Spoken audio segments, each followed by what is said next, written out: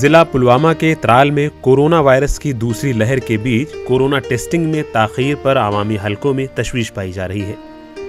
علاقے میں کووڈ کے لیے بھیجے گئے تقریباً 700 نمونے جانچ کے لیے GVC ہسپتال سری نگر بھیجے گئے، لیکن اب تک ان کی رپورٹ نہیں آئی، جس کی وجہ سے آبادی میں ناراضگی پائی جا رہی ہے۔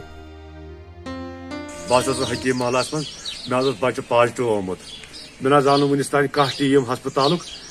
15 دہ گو تقریباً تمس سہ گو مے ہارٹ فیل سہ واتان خالی مے کمرس من بہت ہیکان سہ یل ترت کی تم کلف گر کرت نا کھانا غور کران ہسپتال ول بہت گیس تمن تمو انی مے ٹوٹ ٹوٹ کی وہاں بہ گزارش کران کی نا کی گوس کرن سہ گھس بچہ مے ہارٹ فیل سہ مر مے کرتو مے کیا مہربانی تمس کرتو کی بس۔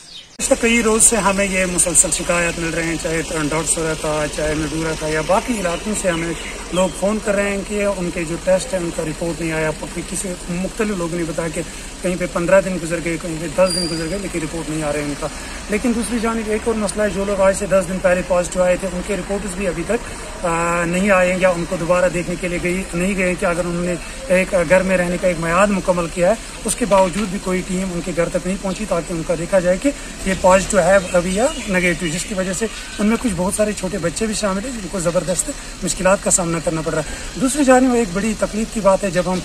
موقع شعبہ صحت کے افسران سے اس بارے میں بات کرنے کی کوشش کرتے ہیں تو ان کا یہ صاف کہنا ہے کہ ہم میڈیا کے ساتھ بات نہیں کر سکتے۔ جو ترال کی بات کرتا ہوں کہ ہمیں میڈیا کے اس حوالے سے بہت ساری پریشانیوں کا سامنا کرنا پڑتا ہے۔